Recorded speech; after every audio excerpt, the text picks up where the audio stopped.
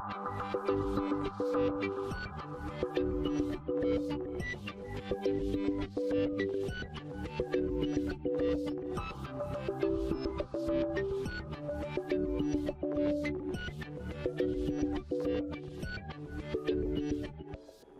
Dr. Fakir Abadi, and this is Opportunistic Infections in Adults. Opportunistic infections typically do not affect patients with an intact immune system, so the name opportunistic refers to the fact that these infections take advantage of immunocompromised patients. Immunocompromised patients not only can they get opportunistic infections, but they can also have non-opportunistic infections like other people. So infections like UTIs, community-acquired pneumonia, skin and soft tissue infections, etc. Which patients are considered immunocompromised? In general, advanced HIV, meaning a CD4 cell count of less than 200, as well as cancer patients receiving chemotherapy that cause myelosuppression, including neutropenia, and those patients who receive immunosuppressant therapy for either autoimmune conditions, as well as those who have received transplant, and that includes both solid organ transplant as well as stem cell transplant. And one thing that's very important to keep in mind is that use of systemic corticosteroids at a dose equivalent to prednisone 20 milligram per day or more for at least 4 weeks is considered immunosuppression because that can affect the T cells. And asplenia. So the spleen has the function of filtering the blood. So specifically, any bacteria that's encapsulated will be removed by the spleen. So that includes pneumococcal species as well as Haemophilus influenzae. And asplenia could be either functional asplenia, for example, patients with sickle cell disease will have a non-functioning spleen, or if it's anatomical, meaning that it was surgically removed, so splenectomy. In this topic, we will focus on HIV-related opportunistic infections, which are those infections that are most frequent or more severe because of HIV-mediated immunosuppression. Now, in general, for patients who are linked to care and who manifest durable responses to long-term ART, survival of patients with HIV infection is currently almost equal to that of individuals without HIV infection. So, in general, these are basically becoming rare in patients with HIV because we have very effective ART. Now, one thing to keep in mind is that HIV-related opportunistic infections do not behave clinically exactly like opportunistic infections seen in other immunosuppressed population. For example, when we talk about toxoplasmosis in HIV, toxoplasmosis manifests mainly as encephalitis, whereas in patients with cancer or organ transplant, for example, it's more likely to be like visceral or disseminated disease. We're also going to talk about pneumocystis pneumonia, which is far more likely in patients with HIV. Yet the same organism often develops indolent disease in other immunosuppressed patients. So here's the problem in advanced HIV. So obviously a normal person has a large amount of CD4 cells. So here on the y-axis we're looking at concentration of CD4 cell count in the blood, and on the x-axis we're looking at time. So a normal person has very high number of cells, CD4 cells in the blood, and once this person gets a primary HIV infection, then these CD4 cells start to go down. And then as time goes on, and this is of course without ART, these CD4 cells start to go down in time. And then by the time it hits less than 350, this is where the risk of some infections go high, including some viral infection like varicella zoster, as well as other bacterial infections like tuberculosis. So these infections occur more frequently. Now these are not necessarily opportunistic, but the rate goes up. Now once you hit the the 200 mark, so if the CD4 is less than 200, that's when the risk of opportunistic infections becomes real. So this is when you get pneumocystis pneumonia, esophageal candidiasis, and then as the CD4 goes even lower, so less than 100, then the number of opportunistic infections go up. So you started to have more incidents of cocci, crypto, as well as toxoplasmosis and Mycobacterium avium complex. So for someone with CD4 cell count very low, specifically less than 200, the immune system is essentially non-existent. And now imagine an HIV patient who starts ART. So if the CD4 count is depleted and then they start ART, then CD4 can start to go up. Now this can result in a syndrome referred to as IRIS. So IRIS stands for immune reconstitution inflammatory syndrome, and this basically means that if you start ART and CD4 cell count goes up, then you start to have symptoms of inflammation. And that's because previously, because of the lack of lack of an intact immune system, the patients are not capable of having that immune response, so symptoms of inflammation are non-existent. So when you start ART and these symptoms suddenly occur, which sometimes can be very severe, this can be due to two reasons. One is referred to as unmasking IRIS, which is basically, if someone already had an infection, but because there couldn't be an immune response to it, obviously there wouldn't be any symptoms. And once you start ART, then those symptoms basically become unmasked. So this is referred to as unmasking IRIS, that you just discovered an infection that was already in the patient. We just didn't know about it because of lack of symptoms. Another one is called paradoxical IRIS. And this is basically in someone who used to have an infection, but the infection is not necessarily there anymore. But the residual antigens from that previously resolved infection might be circulating in the body, and once you start ART and these CD4 cell counts go up, the body will have a response to it. So these are important to keep in mind in someone with CD4 less than 200.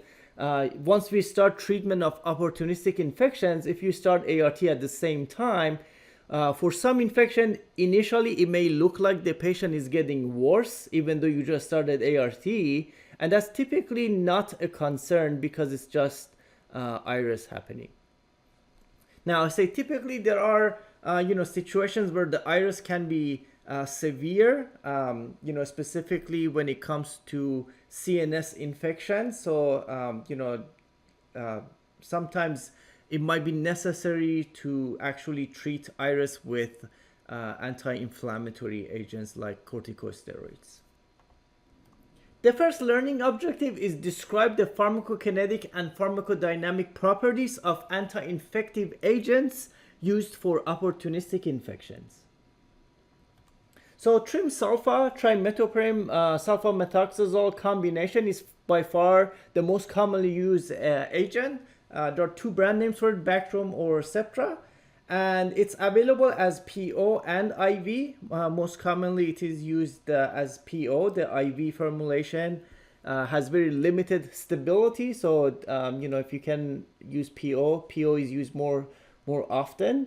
And the adverse profile, you can see that obviously these happen at the same time because trim-sulfa is given often as a combination. Trimethoprim is also available as a standalone drug, but more commonly it's used in combination. So trimethoprim component can lead to anemia, leukopenia, thrombocytopenia, as well as hyperkalemia and hyponatremia. Trimethoprim can also inhibit the secretion of serum creatinine, so it can artificially increase serum creatinine levels without affecting GFR. So that's just an artificial. But the most important is really to keep an eye on the hyperkalemia when it comes to monitoring of trimethoprim. other adverse effects are not really as common for trimethoprim.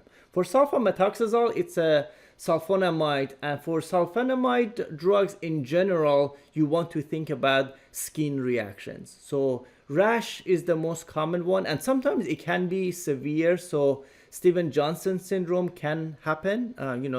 It's rare, but it can be fatal. And other skin-related reactions include photosensitivity. And in addition, sulfonamides can also have GI adverse effects, so nausea, vomiting, and diarrhea. And they can also be nephrotoxicity. So together, trimethoprim and sulfamethoxazole, really can cause nephrotoxicity, and this could be a combination of sulfonamide causing nephrotoxicity as well as trimethoprim artificially inhibiting the secretion of serum creatinine. You do need to renally adjust the dose of trim-sulfa. So if creatine clearance is less than 30, half of the dose should be given. We also have sulfadiazine, which is also sulfonamide, so it's very similar to sulfamethoxazole. And we also have dapsone, which is similar to sulfonamides. Now, dapsone can cause methemoglobinemia and hemolysis, especially in patients with G6 phosphate, glucose 6 phosphate dehydrogenase deficiency. So it is recommended to test patients for glucose 6 phosphate dehydrogenase deficiency, and if they have that deficiency, it's best to avoid dapsone. Atovaquone inhibits ATP production by inhibiting the mitochondrial electron transport chain. It is very important to take this atovaquone with food in order to increase absorption. Now, we also have a couple of anti-malarial drugs that are used for opportunistic infections, so primaquine and pyrimethamine. And primaquine is actually contraindicated in patients with glucose 6-phosphate dehydrogenase deficiency, so it's absolutely essential to test patients for this deficiency before we start. And then leucovorin is basically a folic acid vitamin, which is used in combination with pyrimethamine in order to avoid the adverse effects, specifically hematologic adverse effects of this drug. So leucovorin technically is not an antibiotic. It doesn't do anything to opportunistic infections. It has to be given with pyrimethamine to basically avoid the severe adverse effects of that drug. And lastly, we have pentamidine, which is also available in an inhalation formulation, but it is not available as an oral formulation. Now let's take a look at some of the antiviral agents used for management of opportunistic infections. And here we're really talking about cytomegalovirus, or CMV, as the opportunistic viral infection. And because acyclovir, valacyclovir, and famciclovir are ineffective against CMV, we're not going to talk about them. The most common antiviral agent used for management of CMV is ganciclovir. And ganciclovir is basically a nucleotide analog, so it inhibits viral DNA synthesis. It has very poor oral bioavailability, so the oral formulation is no longer available in the US. It's primarily used as an intravenous injection. It can also be injected into the eye. Now, valganciclovir is basically a prodrug of ganciclovir, and this addition of valine group improves oral bioavailability. So it is available as PO, and it must be taken with food to increase absorption. And once it's absorbed, it's basically converted to ganciclovir. So mechanism of action is identical, as well as the adverse effects. Unfortunately, these agents are very toxic. The most important toxicity of these agents is myelosuppression, and this is dose limiting. So patients basically will experience neutropenia and thrombocytopenia, so platelets will drop. Now, fortunately, this is reversible. So within 1 week of drug cessation, neutropenia should be resolved. There's also GI effects, so nausea and vomiting, as well as CNS effects, headache, insomnia, and it can be severe. So seizures and coma have also happened in patients, but is not as common. They can also cause hepatotoxicity. This is, mild elevation of liver enzymes is not as severe as CNS effects and myelosuppression. Some patients can experience fever, rash, anemia, and peripheral neuropathy. Now, cidofovir is also a nucleotide analog, and it's only available as IV because of poor oral bioavailability. Now, this agent is not causing as much myelosuppression as ganciclovir, but it is extremely nephrotoxic. In fact, it is the most nephrotoxic agent used for CMV. It is so nephrotoxic that initiation of cidofovir therapy is actually contraindicated in patients with existing renal insufficiency. And it must be administered with high doses of probenecid in order to block active tubular secretion and decrease nephrotoxicity. And before each infusion, cidofovir dosage must be adjusted for alteration in creatinine clearance or for the presence of urine protein, and aggressive adjunctive hydration is required. So normal saline would be administered before and after the infusion to reduce nephrotoxicity. Cidofovir can also cause anterior uveitis. So basically, this is inflammation in the uveal layers in the eye, and anterior means that this will be in the front of the eye as opposed to in the posterior area. Now let's take a look at foscarnet. So foscarnet is an inorganic pyrophosphate analog, so it is not a nucleotide analog, so the mechanism is very different. So when it comes to cross resistance, this becomes very important. But it does inhibit viral DNA synthesis, so the end product is the same. And it also has poor oral bioavailability, so it's only available as IV, and it can be also injected into the eye. It is also very nephrotoxic, so it's not as nephrotoxic as cidofovir, but it's very nephrotoxic, so it can cause a lot of electrolyte imbalances. So calcium can either go up or low. So, hyper or hypocalcemia can occur. It just depends. The same with phosphate. So, hyper or hypo, whereas magnesium and potassium will often be low. So, hypokalemia and hypomagnesemia. It can also cause GI effects, so nausea and vomiting, and some CNS effects, including seizures, some mild elevation of liver enzymes, as well as some, anemia, fatigue, rash, and leukopenia. But it's not, the leukopenia is not as severe as myelosuppression caused by ganciclovir and valganciclovir. Now, because of this severe nephrotoxicity of foscarnet, saline preloading is also recommended to prevent nephrotoxicity. So normal saline is often given before the infusion. Lastly, we have two new antiviral agents that are active against CMV, so letermovir and maribavir. These two agents are actually not used for treatment of CMV in people living with HIV. So letermovir is currently FDA approved for prophylaxis in recipients of hematopoietic stem cell transplant, and also FDA approved for prophylaxis in adults with kidney transplant. Maribavir is FDA approved for treatment of CMV in patients who are post-transplant with CMV that's refractory to the other antiviral agents. Now, in the future, they may get approved for treatment or prophylaxis of people living with HIV. So I have listed them here. Letermovir has a different mechanism of action. So it is a DNA terminase complex inhibitor. This is unique to the virus. It is needed for the processing and packaging of viral DNA. And because no mammalian cells have this DNA terminase, it has limited adverse effects when it comes to things like myelosuppression. So it is in general well tolerated.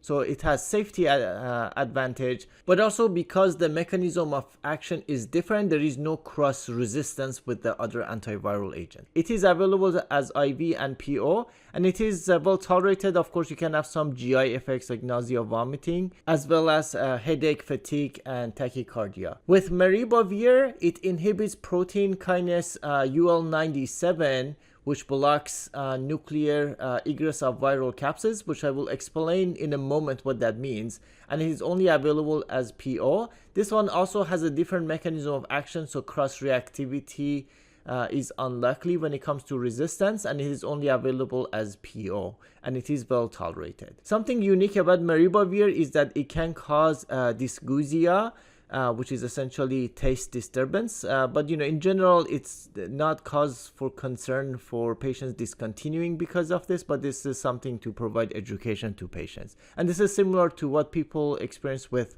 Paxlovid, for example. You may have heard that some patients may have dysgeusia or dysgeusia. Now, maribavir blocks UL97 here, so UL97 is needed for the virus to have this process, and maribavir will block that. Now, keep in mind that UL97 is required for ganciclovir to work. So what you don't want to do is to use these two drugs in combination, because when you use maribavir will essentially prevent ganciclovir from being activated by UL97. So here's a comparison of mechanism of action of maribavir and letermovir. So once they go inside the cell, maribavir will block UL97, which is needed for phosphorylation of nucleotides that are needed for DNA synthesis. So that will interrupt DNA synthesis. Letermovir, on the other hand, once it goes into the cell, it will go inside the nucleus and inhibit terminase complex, which is needed for DNA replication. Now, there are some other agents listed here that are not available on the market, so I'm going to ignore them. Here are the black box warnings for cidofovir. So, of course, renal impairment, and there are recommendations from the FDA to reduce the possibility of nephrotoxicity. They also have neutropenia as a black box warning, as well as carcinogenic and teratogenic, and also hypospermia in men. Some of the contraindications include hypersensitivity, serum creatinine greater than 1.5, creatinine clearance less than 55, urine protein 100 or more, and use with or within 7 days of nephrotoxic agents. And these nephrotoxic agents include things like amphotericin B, aminoglycosides, NSAIDs, and also foscarnet. There are some situations where multiple antivirals can be used in combination when dealing with resistance. So there may be a situation where cidofovir and foscarnet might be needed to be used together, but that's actually contraindicated because of the nephrotoxicity. And of course, cidofovir should not be injected into the eye because of the toxicity to the eye.